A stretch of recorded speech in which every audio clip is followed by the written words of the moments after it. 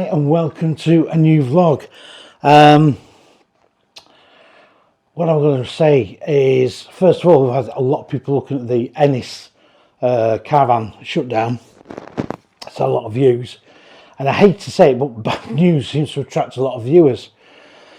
I actually got in touch with Ennis and I spoke to Sean.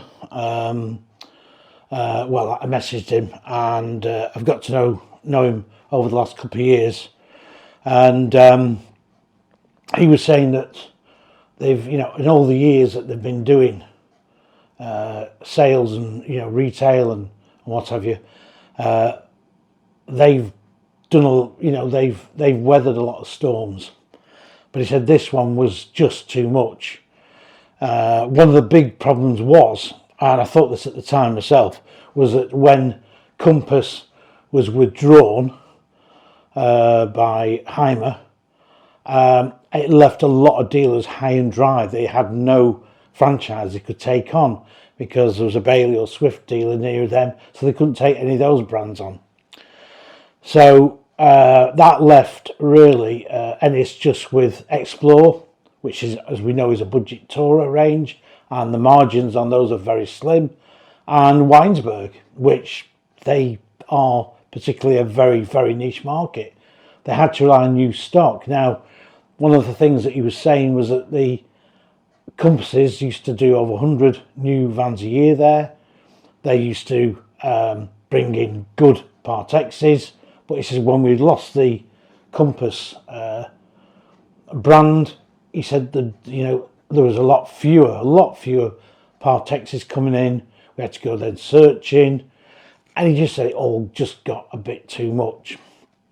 But like he said, it's in his blood, this industry, and it does get in your blood. It's in mine, and no matter how many times I think to myself, oh, I'm getting a bit tired of it all, there's just something that says, no, this is a great industry.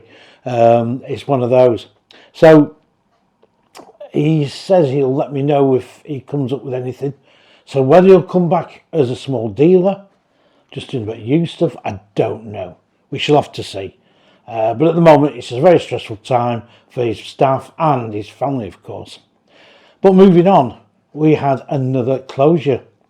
And now I had one or two tweets from, I think, a guy called Nige and somebody else, sorry, I forgot to remember who they were, said you'd heard that, another one was Nigel Birdland, and he said that what happened was that Lady Bailey was shutting down. Now, I checked this out, and indeed that has now closed. Now, somebody said that that was up for sale for quite a number of years, well, I don't know about years, but quite a long time. Two guys had it. They took it over 30 years ago, and they became big Bailey dealers. Now, that will be a bit of a loss for Bailey, and I'll go back onto that in a minute. Because Lady Bailey were very, very good. They used to undercut people, didn't they? Other Bailey dealerships didn't go down too well, but they had a successful business. And judging by the pictures that on the intro of this video, it was quite a sizable dealership. Now, I don't know what's going to happen there. I would think the land will be built on. It's usually the case these days. One time, anything like that, there'd be another dealer maybe stepping. But apparently, the two guys are retiring, and they are basically closing it down. They looked for a buyer, but nobody came along and bought it. Down to the economic situations we're in on the leisure industry, which is a big shame, of course. Now, maybe years ago, when things were more buoyant and things were going on nicely, that dealership would have been sold on under somebody else. Then again, it may now have come up for sale. Sometimes I think people are getting to a certain age and thinking, time's getting tough, we've done all this, let's get some money for the land and clear off the stock and, go and retire basically to some sunny island somewhere, I don't know. So it's a shame about Lady Bailey. That's another dealership gone. I've never been to that dealership at all. I remember I was going to go one day when I was in the area, but I ended up going to the Caravan Places one instead down there in Dorset. But anyway, that's the scene. So if you go on their website, it will tell you the full story. Now, also, I heard that Loudons are no longer doing Baileys. And I thought it was quite interesting. And they've kept the Swift brand. I think they're still doing Airstreams for what it's worth. Very, very niche. But it looks like they're just doing, I think they're still doing Arebas. But the Bailey brand has gone. And now Loudons did quite well with Bailey. But I believe they're doing very well with the Swift motorhomes, especially their own dealer specials, which do offer a tremendous amount of motorhome for the money. Because a friend of mine, we had a look at it at the October show, and my friend said, you know what? He said, this is really excellent value. And it really was. It was good. Again, I'm not sure if it was an Escape or a Voyeur with extra kit on, I can't remember. But they've done quite well with Swift of Loudon, been Swift dealers for many, many, many years. Probably going back to probably it's about 66, 67 way, I would think, when Swift had only been going a year or two. So they remain loyal to Swift, but Baileys are now gone. So I just said Loudons would have been a good Bailey dealership for them. Lady Bailey Caravans will obviously sold us Bailey. So I think Bailey have lost two very important dealerships there. And I'm sure they'll feel the effect of that, especially at the moment, the way things are. Now, we'll keep on about Bailey because somebody else told me they're now down to operating just one production line. I don't know how many they normally have, and they may have two, they may have three, I'm not sure. Not been to Bailey's factory for many, many years. They are down to one line, which tells you that obviously things have slowed right down for them. I think one of their motorhome ranges, is it the Adonis? I don't know. I can't remember now. I've done a review on one a year or two ago. They haven't gone down too particularly well, I believe. And there was some big discounting on them. But I think really generally is that some dealers may decide to drop a franchise of a range that they're not selling particularly well and keep the money to keep stocking on what is selling well, which I suppose makes sense. So it brings me on again to the used market. Now, I think the used market 2025, this is just my thinking, may be quite buoyant, I think, come January, Feb, into the season. Especially family vans, because there's not a lot of family vans around out there pre-owned. If they do, they tend to get picked up pretty quick. Now, in Practical Caravan, I'm not sure if it's this month, this issue is just coming out, is I've done a review on a used Adria. I think it's the Avon, I think it is. I think it's the Avon or the Devon, I can't remember which now. It seems like I've done that many, you just forget. But it was a full-blown six berth. And I think it was about 17k or just under. And basically, I thought it offered pretty good value for money. It was in pretty good order. There wasn't much to say really that it'd seen any major wear and tear. The seats was getting a little bit, just losing a little bit of support. But the van itself was in generally good order.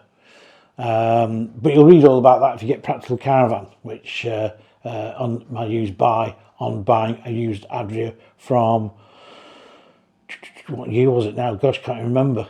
It's terrible, isn't it? I think it's 2020. Right, okay. Now, do you remember when I was telling you about the couple I was helping around? Well, I was just trying to be Mr. Helpful. And I said that they bought that van. Well, I saw the salesman And he said, yeah, we sold the van. And, you know, I'd like to think I helped in that. I'm pretty sure I did, but he didn't notify that at all. They may have said, they may not have said. And I just said, yeah, well, they were wandering around rather aimlessly, like, you know, not aimlessly, but, you know, they were sort of going from pillar to post, really, looking at some vans that were not really, as I said, suitable for them, for what they wanted. But anyway, they bought the van. They weren't going to buy on that day, but they went and ended up buying one. And we're getting back to EVs again. Now, another thing is, the EV debate goes on. Sure, the sales will go up to a point, but it is that problem in 5 to 6 years' time when it comes to selling your EV, if you've bought one, a lot right on lease, of course, is what it's going to be worth. And I think that's going to be a major problem. I think that's going to be a major problem, whether it's a Tesla, whatever. Yes, there might be another 5, 6, 7, 8 years left in the batteries, but if you're planning to keep a car for that length of time, at the end of that length of time, the batteries are really on the wane, and to replace them, even in years to come, technology won't be that much where a battery will only cost, say, £1,000 to replace. It'll still be 10, maybe 5, 6,000 quid. And that, in most cases, I mean, the car will, in theory, be written off, which is rather a shame because there's probably nothing wrong with the car at all. And considering it's supposed to be environmentally friendly, well, you've got to get rid of that carcass of a car. You've got the batteries to get rid of. Yes, some will be recyclable, but most won't. So what will happen to that? Landfill. And the car will have to be dismantled, again, using more energy. So to be quite honest, I still think the EV, yes, it's got a place for towns, cities, definitely. Maybe short trips, maybe if you do about 100 miles a week, fine. But I think start as a general runabout car, and definitely for towing, no matter what people have said about towing, and some people have done with them and towed them, it's never going to be a major catch-on. And of course, we've got the motorhome problem as well, because eventually, you know, what's going to happen with them? They're going to have to go electric, which means loads of batteries underneath the thing. It's going to be heavy. There'll be road tax going up. And talking about road tax, there's horror stories for 2025 in April. The new tax rate going up on vehicles is just crazy. Again, this is a government trying to, you know, tell us what we should be buying, not what we want to buy. And that's probably the problem with the car market. Now, I heard Nissan and Honda and Mitsubishi may be joining and merging. Nissan are in a bit of trouble. I mean, who'd have thought that one time, Nissan being in trouble? But they are. And it's the old EV thing. Again, people are actually saying, do you know what? I think I'll stick with my diesel. I'll stick with my petrol. I don't want to be going. I don't want to be changing. Or if they're going to change, they're going to go and get a newer used vehicle, which their prices are going up. So good used vehicle prices are actually are on the up. I mean, they went up at COVID, but I don't think they've ever really come down much. But as a caravaner, towers, they're not, very few EVs are of any use at all. And what do you do when you come to charge it up and you're on the motorway? You've got to unhitch the van, put it in a car parking spot, which I think is against the law. So I don't know. It's all, to me, it's going to be a real. And same with the motorhome. What are you going to do? The big motorhome. How are you going to get it into a plot? How are you going to get it to charge up? It's going to be. There's so many issues. Anyway, let's move on. What's coming for 2025? Well, I'm going to go and visit a company called Riva Dandy. And I think I told you this on the last vlog. I actually got in touch with Ian, who runs it, who's worked with that brand since about 1976. He knows inside out. He refurbs them.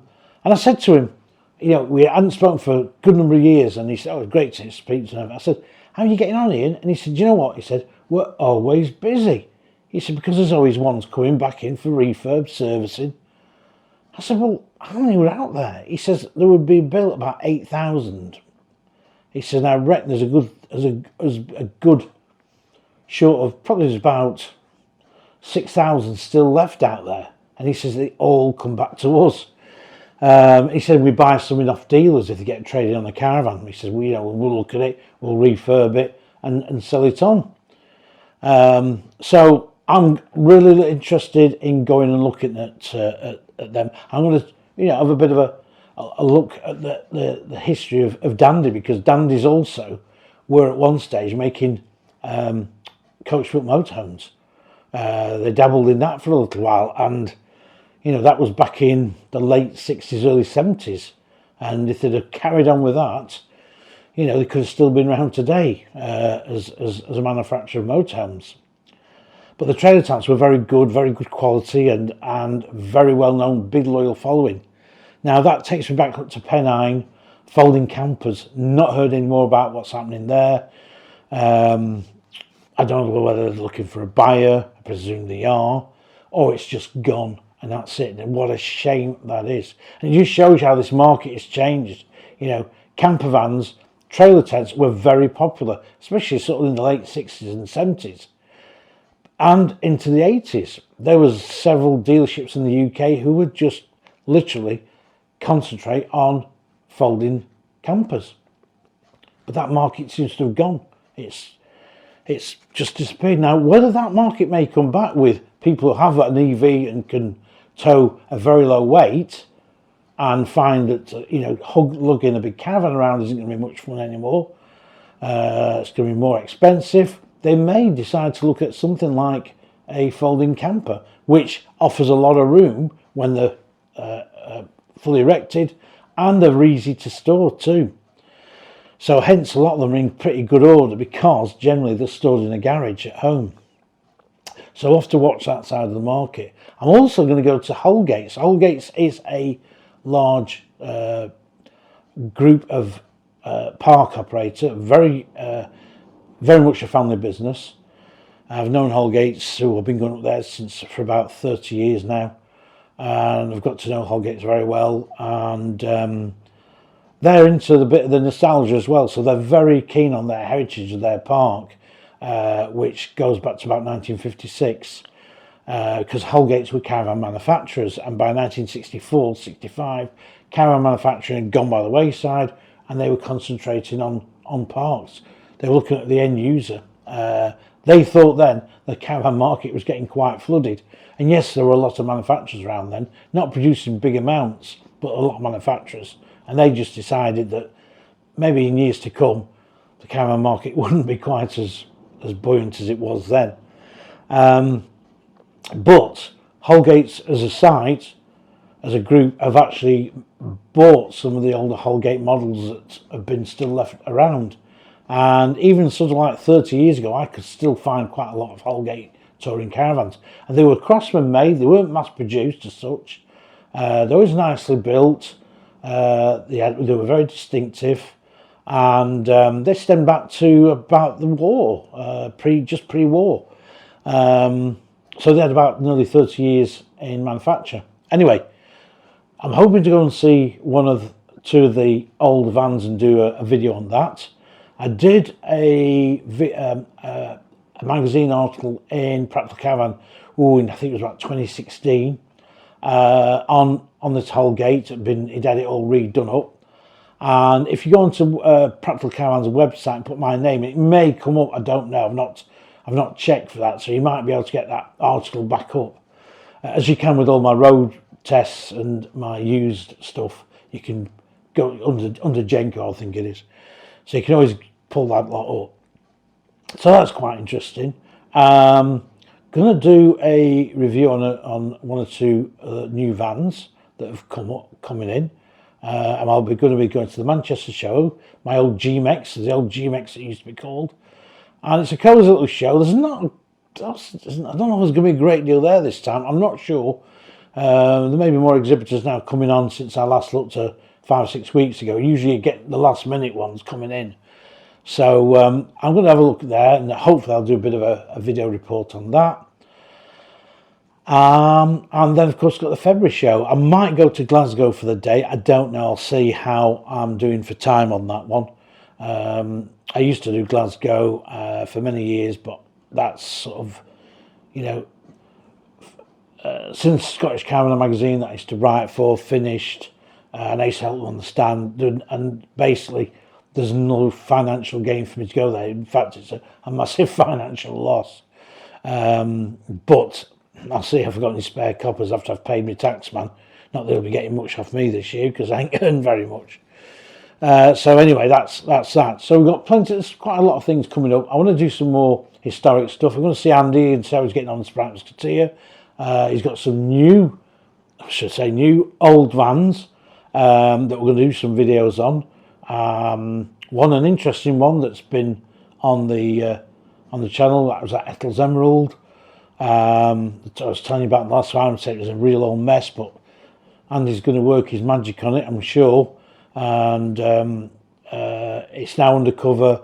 It's now been completely, all the rubbish has been taken out of it, so he's got it down to what the furniture and what needs to be done and all that type of thing. And he may even use it actually to tow and go on holiday with his family. I don't know. We shall have to see. Plus he's got a caravan called a Marston, and also another one called an Ernley, which were made fairly local to here actually, up at Blackburn, not far from Holgate Caravans, because that's where Holgate used to be made, at Blackburn, Accrington, that area, a bit where Pennine were made. So there's a bit of an industry around here, and that's basically it. So it is sad about Lady Bailey. It's sadder, I think, about Ennis. I'm just hoping that we're not going to see any others go by the wayside. I am going to do a video on some of the dealers that have gone, that I visited, and I'm going to do that. Anyway, I'll see you in the next video, and thank you very much for watching, and I wish you all a good Christmas and a happy 2025. Bye for now.